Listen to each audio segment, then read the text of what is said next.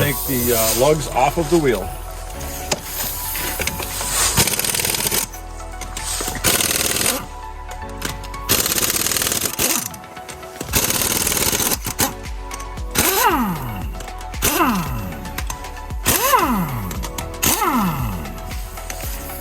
We're going to use a rubber mallet so we don't damage the rim, taking the tire off.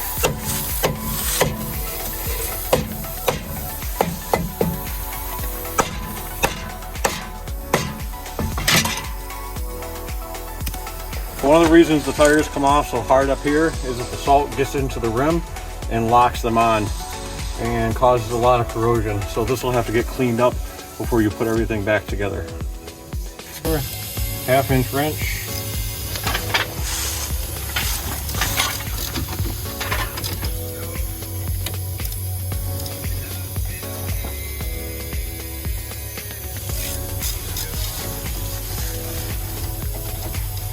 This wire here is called a brake sensor.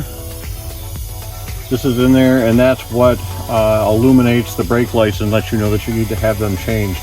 This will need to be cleaned up and replaced back into the new brake pads. Removal of the rotor by lifting it out of the way.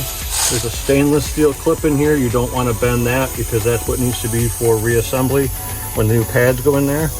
But you're just rolling the rotor out so you can get it out of the actual caliper. A little bit of rocking back and forth action to get it loose.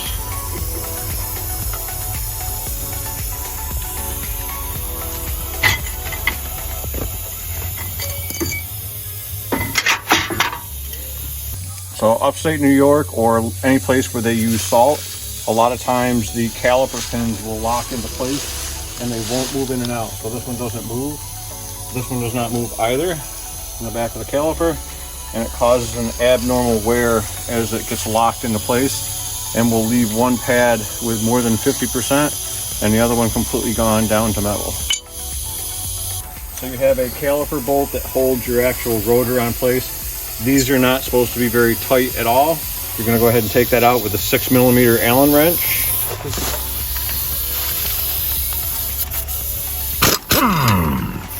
And that loosens your rotor off of the actual. All right, next step is to remove the caliper frame off the back of the actual A-arm. 5/8 ratchet.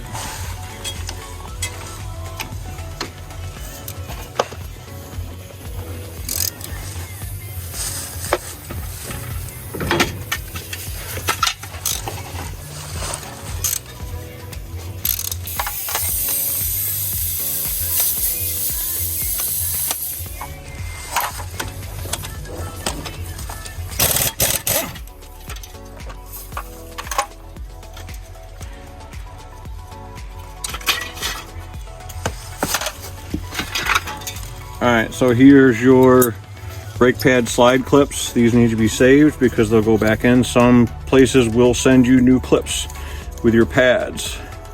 If you don't have them, you'll need to put them back in. Clean them up, dress them up with a sanding wheel or a wire brush.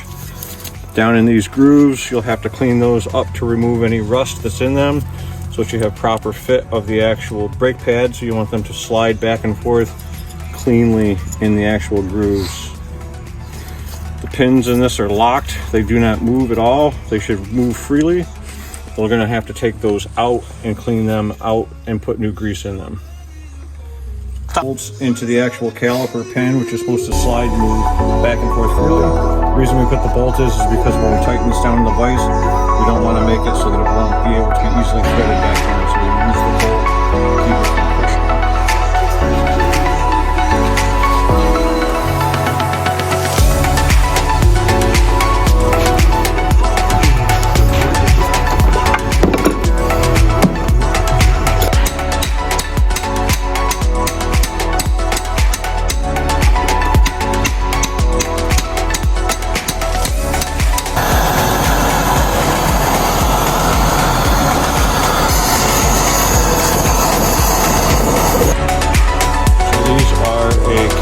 Pin with a sliding rubber inside of those. A lot of times the salt will get in there and the grease will become real tacky and they will not come out really easily.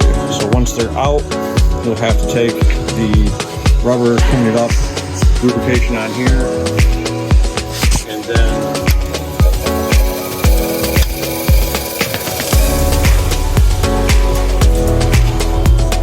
you'll inspect the inside of it to have any corrosion and replace it as necessary. Make sure your rubber boots are in good order so that you don't get more liquid or salt back in them. That way when they're reassembled, it keeps the water out of the actual caliper pin. Inside the actual slide itself, you'll have to clean that out with a drill bit, size properly, remove all the debris, new grease, and then the pin can actually be reinserted back into the hole.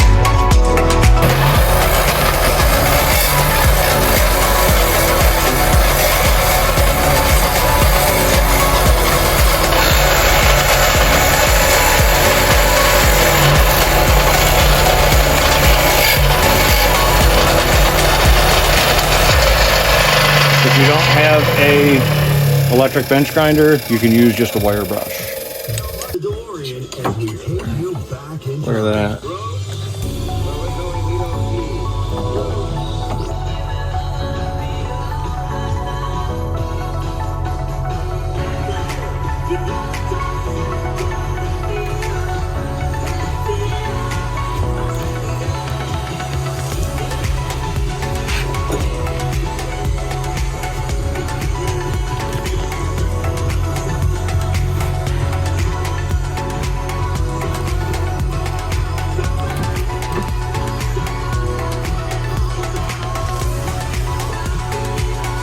So after some difficult removal, we finally freed this one up. Had to use a little bit of heat cleaner, drilled out the hole, got it all prepped up and ready to go, and now she moves extremely freely.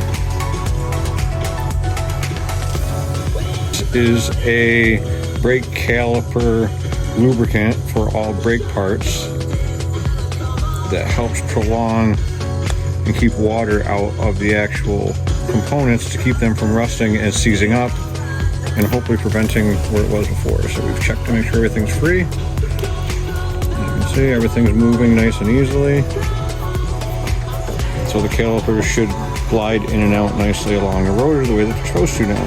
Now for reassembly.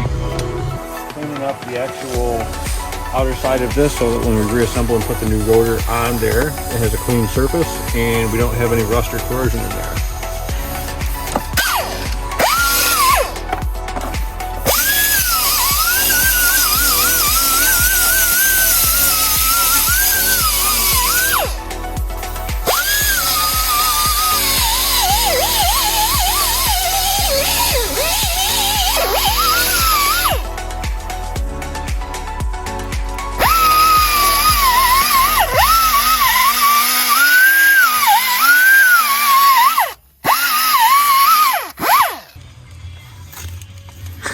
One rotor completely trashed from a bad brake pad.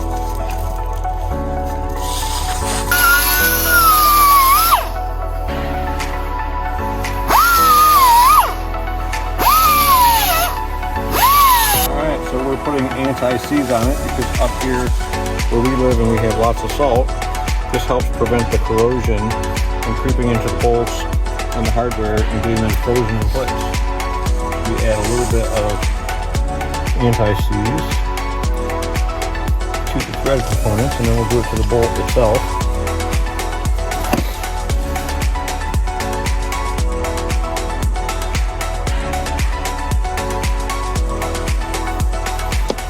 And then we can install the new rotor.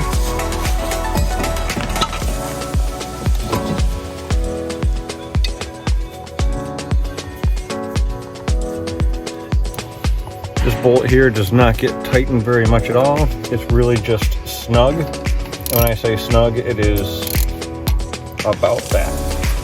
Just enough to hold it in place so it does not come loose before you tighten up the actual bolts themselves. Caliper frame, bracket. Reverse from our original assembly.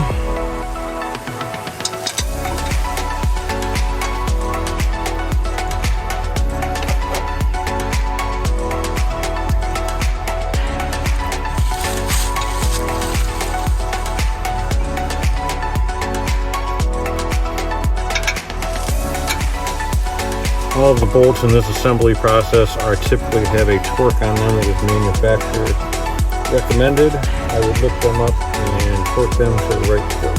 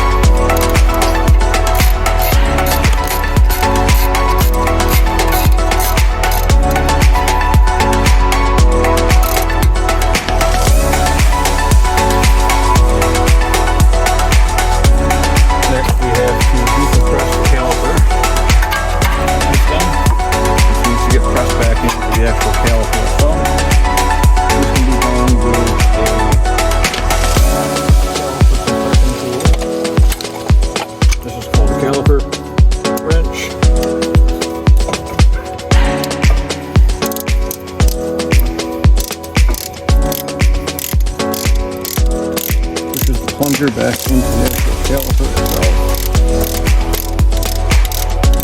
making space for it to reset, and the guard for the brakes are spread out.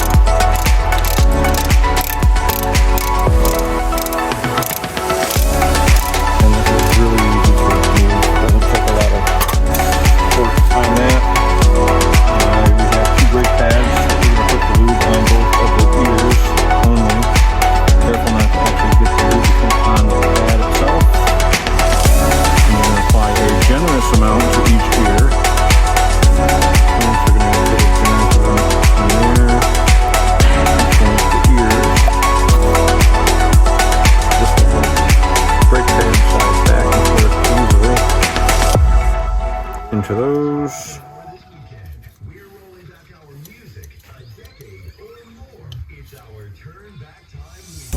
Then they can get snapped back into their holding brackets. One top, one bottom.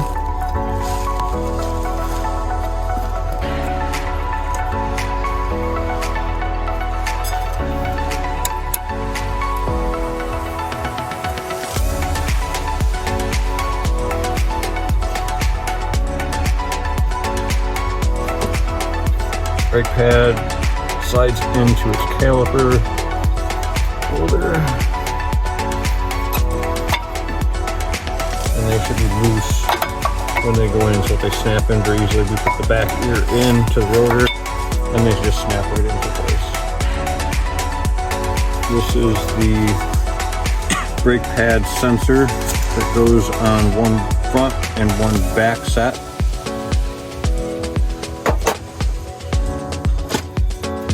Clean it and check it, make sure that there's nothing on there. This one has a little bit of brake dust on it.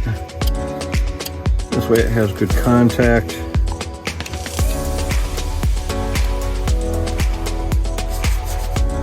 It goes into an isolating ear into the actual caliper itself on the back side of the assembly.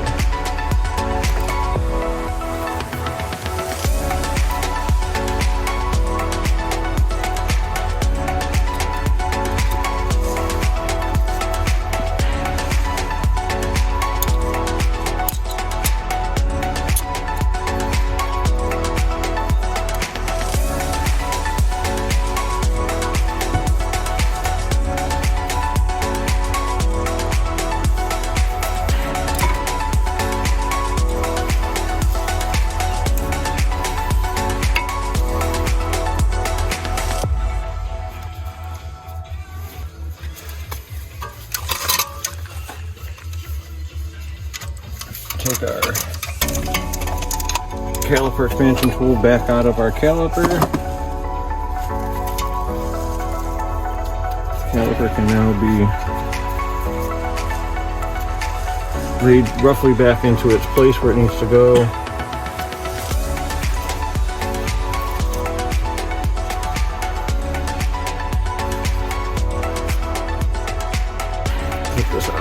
place so it has room to get snapped back into the actual bracket.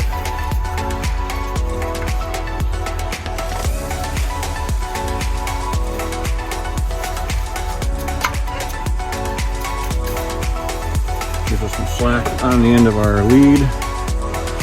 Feed him through the caliper. This component snaps into the outer edge of the pad and then slides into place so that when it touches the backside of the assembly, it causes a connection to be made and cause a grounding out of a circuit.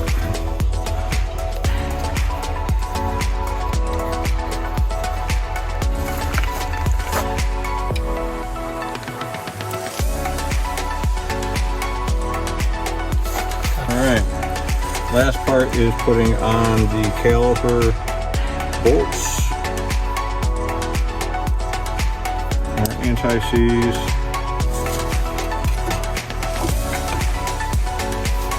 That should slide nicely over the top of your new pads.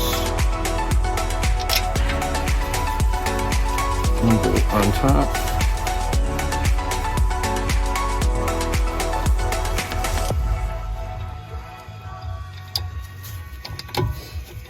Okay, final step is to install the tire. Part of the final assembly.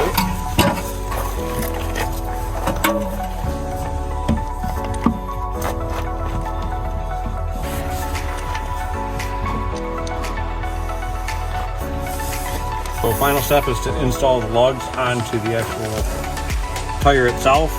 You're going to do a star pattern and alternate the actual tightening pattern. First, you're going to want to snug them up.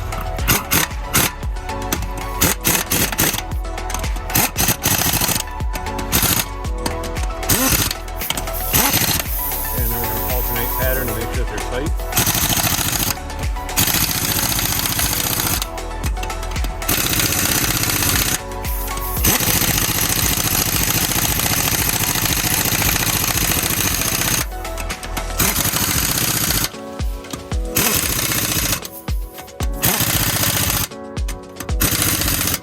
Set the gun on high.